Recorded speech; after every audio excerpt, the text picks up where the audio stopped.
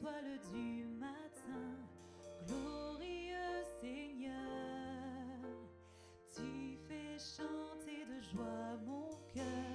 Je te bénis, je t'adore en esprit, je loue ton nom, t'adore en vérité. Reçois ma vie, Seigneur, je veux t'offrir mon sacrifice, je t'aimerai toujours, mon Dieu, mon roi. Prince de la paix, brillante étoile du matin, glorieux Seigneur, tu fais chanter de joie mon cœur. Je te bénis, je t'adore en esprit, je loue ton nom, t'adore en vérité. Reçois ma vie, Seigneur, je veux t'offrir mon sacrifice, je t'aimerai toujours, mon Dieu, mon roi. Tellement la musique.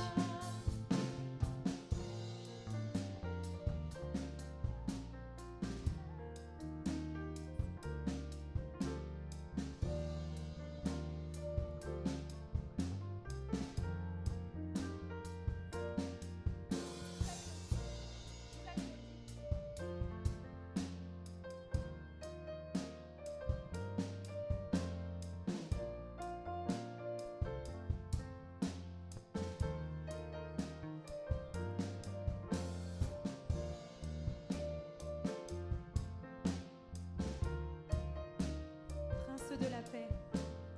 Prince de la paix, brillante étoile du matin, glorieux Seigneur, tu fais chanter de joie mon cœur. Je te bénis, je t'adore en esprit, je loue ton nom, t'adore en vérité. Reçois ma vie, Seigneur, je veux t'offrir mon sacrifice, je t'aimerai toujours, mon Dieu, mon roi, mon Dieu, mon roi.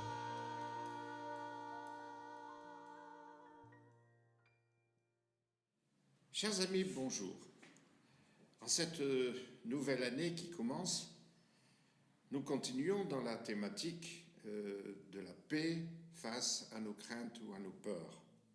Cette paix dont nous parle la Bible, cette paix qui dépasse toute intelligence et qui est capable de garder nos cœurs, cette paix donc qui dépasse tout ce que l'on peut imaginer et qui a le pouvoir de garder nos cœurs, c'est-à-dire garder notre réflexion, garder notre compréhension des choses, nos émotions, libres. Et cette liberté, cette possibilité de vivre dans la paix, dans un état de bien-être ou de tranquillité, c'est vraiment un bien inestimable.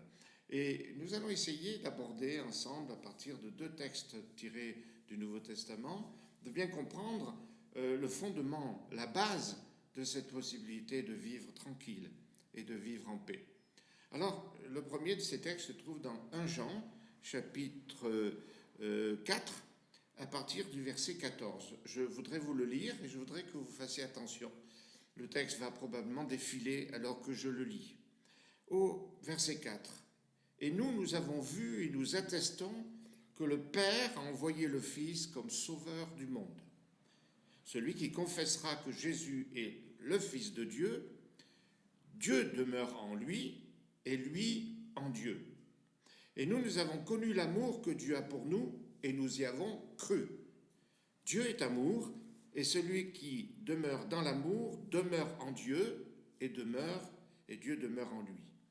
Tel il est, tel nous sommes aussi dans ce monde. C'est en cela que l'amour est parfait en nous, afin que nous ayons de l'assurance au jour du jugement. La crainte n'est pas dans l'amour, mais l'amour parfait bannit la crainte. Car la crainte suppose un châtiment, et celui qui craint n'est pas parfait ou complet dans l'amour. Pour nous, nous l'aimons parce qu'il nous a aimés le premier. Si quelqu'un dit « j'aime Dieu » et qu'il haït son frère, c'est un menteur, car celui qui n'aime pas son frère qu'il voit, comment peut-il aimer Dieu qu'il ne voit pas? Tous les chrétiens connaissent bien ce passage. Et pourtant, ce passage nous amène à nous poser ce pourquoi. Pourquoi tant de chrétiens vivent des yo-yo émotionnels? Un jour ça va, un jour ça ne va pas. Un jour je me sens bien, un jour je me sens complètement raplapla. Un jour je domine, un jour je suis dominé. Pourquoi cela? Alors que ce texte nous dit que l'amour de Dieu est le remède, la solution à toutes nos craintes. D'ailleurs, quand il est dit la crainte n'est pas dans l'amour, c'est-à-dire qu'il n'y a pas de crainte dans l'amour, l'amour aussi parfait, complet, l'amour dans sa plénitude, dans sa maturité, bannit la crainte. Et le mot bannir est intéressant parce que c'est le même mot qui est employé pour le scalpel du chirurgien qui va couper et sortir une tumeur, ou l'instrument qui va permettre de couper la branche morte dans un arbre. Il s'agit d'un émondage, il s'agit de couper tout ce qui est contraire à la paix, tout ce qui est contraire à l'amour. Donc il y a un pouvoir, une puissance dans l'amour de Dieu qui nous permet de couper chaque fois qu'il y a la naissance de quelque chose qui est mort ou quelque chose qui ressemble à la crainte et à la peur. Alors, pourquoi ce yo-yo émotionnel? Alors, je vous dirais que en fait, le remède se retrouve, le remède pour vivre en paix et le remède face à nos craintes, à nos peurs. La proposition ici, c'est d'être dans l'amour ou de recevoir l'amour de Dieu. Parce qu'il n'y a pas de crainte dans cet amour. Cet amour de Dieu qui est capable de couper, de nous séparer de tout ce qui vient nous embarrasser et détruire notre paix, notre joie. C'est une réalité, nous dit la Bible, qu'il nous faut croire. Alors, bien sûr, nous pensons toujours que quand on craint, il faut croire. Mais il faut croire, ça devient un peu légaliste. Alors, plus on essaye de croire, moins on y arrive. C'est un petit peu comme quand on dit d'une manière assez légaliste, ne vous inquiétez de rien, dit l'Écriture. Donc on essaye de ne pas s'inquiéter, en fait on ajoute une inquiétude à toutes les autres inquiétudes. Alors là, on se trompe probablement dans notre démarche vis-à-vis de l'Écriture. La foi, c'est croire en quelqu'un. Et comment croire en quelqu'un si on ne le connaît pas ou si on ne l'aime pas? J'aimerais rappeler une petite expérience que j'ai faite il y a quelques années au Burkina Faso. Il y avait là, dans la faculté où je donnais des cours, 3 autres missionnaires et un ami très proche, en qui j'ai confiance, nous a amenés dans un village où il y a une sorte de grand étang où les crocodiles vivent en harmonie avec les habitants.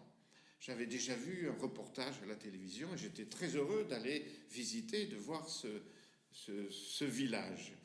Et lorsque j'ai vu tous ces crocodiles, on était là un peu abasourdis de voir ces crocodiles qui se promenaient sur la plage au milieu des gamins. Et les gamins n'avaient aucune crainte de cet animal. Je voudrais que vous regardiez donc la bouche de ce crocodile. Voilà. Et avant de passer à la deuxième diapo, mon ami m'a dit, tu sais Daniel, on ne sait pas comment, ni trop, mais ce village, ces hommes ont fait alliance quelque part dans le passé avec ces crocodiles. Tu peux toucher le crocodile. Tu peux même t'asseoir dessus. Je vais vous dire une chose, tout mon ADN, toute mon éducation me dit, n'y va pas, surtout pas. Mais voilà, parce que mon ami, que j'aime beaucoup, en qui je crois, qui me voulait du bien, m'a dit, tu peux le faire. Alors tout d'un coup, la confiance, la foi que j'avais dans cet amour, et l'amour qui nous lie, l'amitié qui nous lie, a fait que ça a coupé ma crainte. Et maintenant, je vous laisse regarder les deux autres photos. Et vous pouvez observer que les 3 autres missionnaires n'ont pas osé.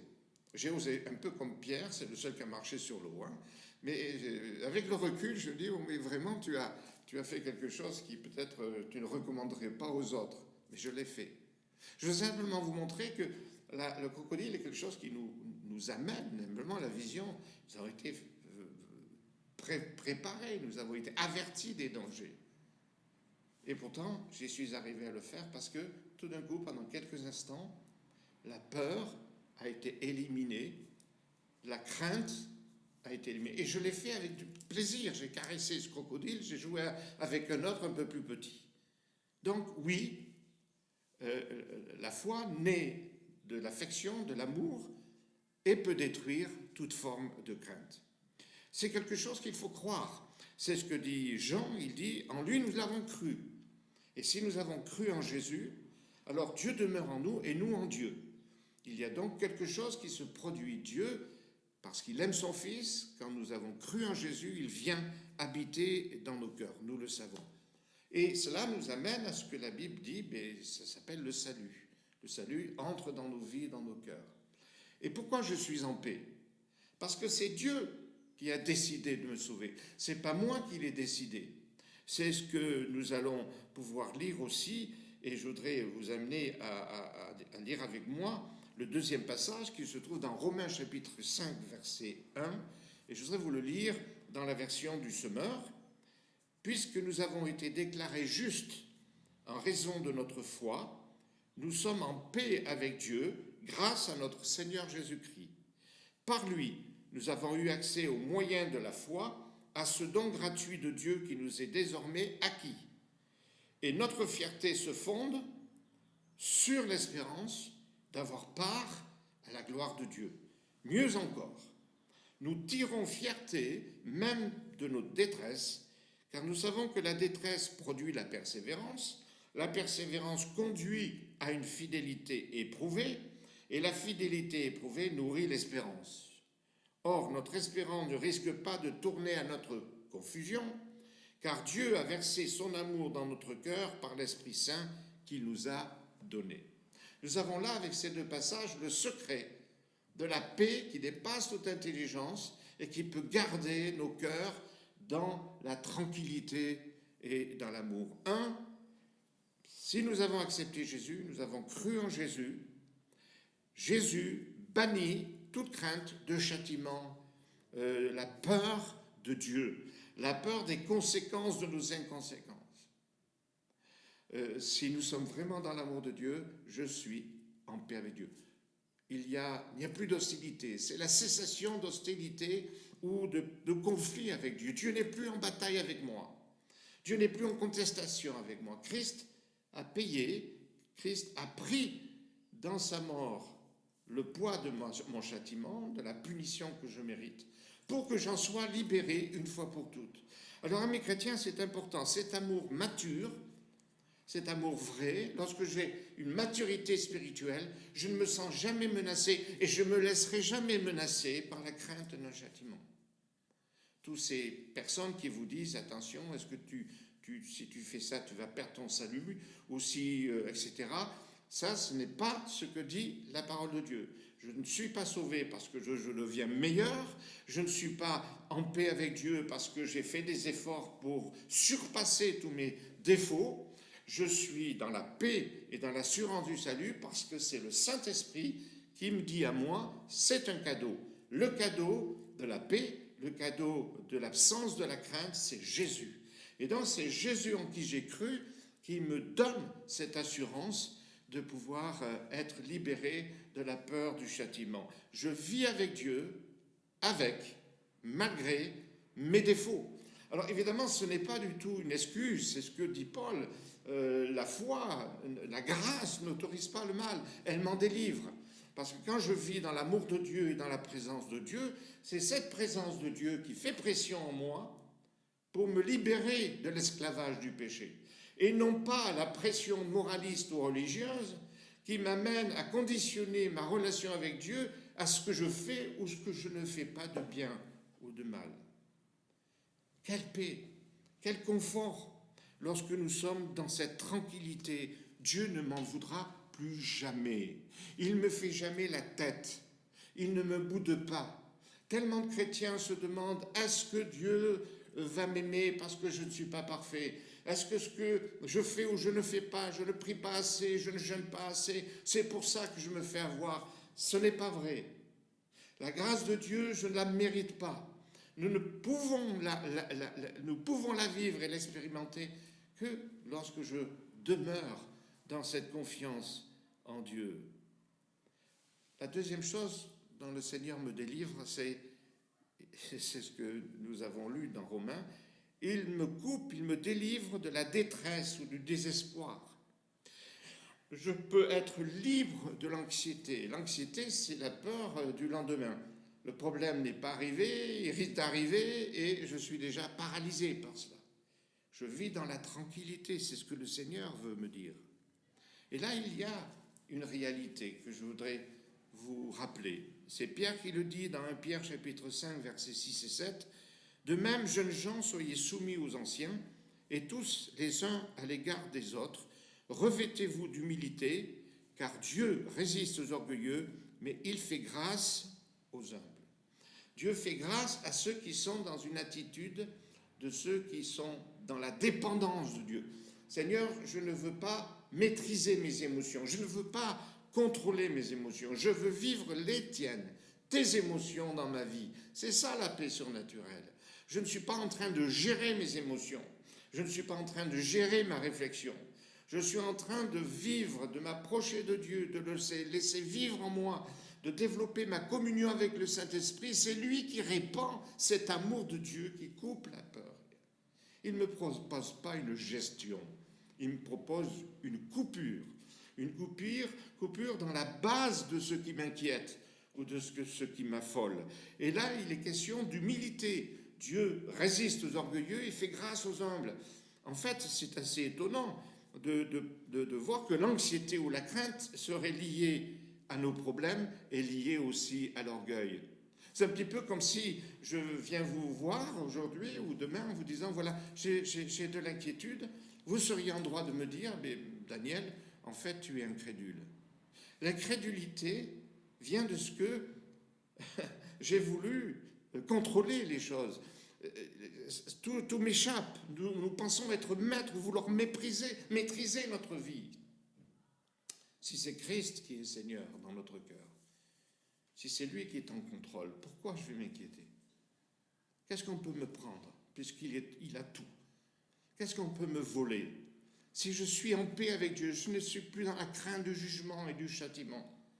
Je n'ai plus de conflit avec lui. C'est mon Père, c'est mon Dieu. Et Jésus est mon grand frère. Donc, oui, cette liberté, cette coupure me coupe aussi de ce désespoir et amène une possibilité de vivre dans cette dépendance de Dieu. Je ne dépends plus de ma réflexion seulement, je ne dépends plus de mes forces ou de mes pratiques. Je veux vraiment dépendre de mon intimité avec le Seigneur. D'ailleurs, dans ce texte de Pierre, quand il est dit « revêtez-vous d'humilité », en grec c'est très fort. C'est « prenez le vêtement, prenez le tablier des esclaves ». Dès le matin, prenez le tablier des esclaves. C'est-à-dire vous aurez une apparence, vous aurez une attitude de cœur de serviteur vis-à-vis de Dieu, mais aussi vis-à-vis des autres. Imaginez ce que cela peut produire. Je suis dépendant de Dieu, je suis à son service, mais aussi au service des uns des autres. Il me libère. Un mot sur ce texte de Jean que nous avons lu. Il dit, nous sommes fiers dans nos afflictions. Alors, beaucoup de gens disent l'épreuve, ça ne produit que de la tristesse et du malheur. L'affliction, c'est de l'affliction. Il n'y a pas de valeur thérapeutique dans l'affliction. Par contre, l'affliction, quand elle nous arrive, et que je suis dans la paix avec Dieu, va m'amener à persévérer automatiquement. Je ne veux pas laisser ces afflictions, ces épreuves venir me voler cette paix. Je peux vivre cette paix malgré les circonstances. Elle ne dépend pas des circonstances. Et je continue ma route. Elle me délivre de la peur des circonstances. Elle me délivre de l'inquiétude. C'est pour ça que Jésus insiste là-dessus. Jésus, homme, passait beaucoup de temps en communion avec Dieu. Et c'est dans cette communion qu'il nourrissez cette tranquillité et cette paix. On est libre aussi, nous dit l'Écriture, de la crainte des hommes et de leur jugement. Je peux faire face et avoir une relation saine avec les hommes. On cherche souvent la paix en cherchant l'approbation des autres. Je pense que chercher l'approbation des autres peut peut-être me produire un sentiment de sécurité. Si ma sécurité est en Dieu, je n'ai pas besoin de l'approbation des yeux ou du regard des autres. Il est certain qu'on est tous plus ou moins sensibles au regard des autres. On est encouragé, mais on ne peut pas, et on peut vivre une vie libérée de la dépendance du regard des autres. Le proverbe 14 dit « Celui qui craint l'Éternel possède une grande confiance, et ses fils ont un refuge auprès de lui. La crainte de l'Éternel est une source de vie pour s'écarter des pièges de la mort. » Paul dit aux Romains, chapitre 8, verset 33, « Qui accusera les élus de Dieu ? Dieu lui-même les déclare justes. » Alors qui va venir ici me faire déstabiliser, m'enlever, diminuer ma paix, ma tranquillité, ma joie, même la possibilité de l'aimer, d'aimer celui qui est en train d'essayer de me gifler ou de m'envoyer quelques réflexions désagréables. Qui va me condamner ? Christ est mort, bien plus, il est ressuscité, il est à la droite de Dieu et il intercède pour moi. C'est mon avocat. Alors c'est vrai. Si on vous renvoie à la figure vos défauts, et dites oui, je sais, je suis plein de défauts. Ça ne va pas vous déstabiliser. Vous pouvez dire, mais parlez-en à celui qui me justifie, parlez-en à celui qui m'a justifié.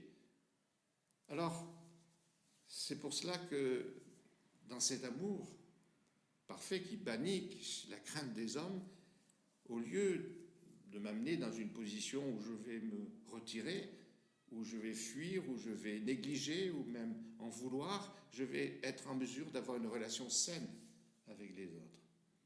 Je ne vais pas me laisser atteindre, mais je ne vais pas non plus diminuer dans mon tablier d'humilité, c'est-à-dire où le Seigneur veut que je le reflète dans ce monde tel il est, tel nous sommes aussi dans ce monde. Il veut, le Seigneur, que j'ai une relation saine et une relation agréable dans la société. Ainsi, quand je vis dans l'amour de Dieu, avec les autorités, je ne suis plus en confrontation. Je n'ai pas un rapport de rébellion. Je n'ai pas un rapport de colère. Regardez Daniel. Tu veux m'amener dans la fosse au lion, il n'y a pas de problème. Jette-moi dans la fosse au lion, mais tu verras. Cette menace ne va pas amener chez lui de la rébellion vis-à-vis de ce roi ou de ses autorités. Ça ne va pas ébranler, il va dormir au milieu.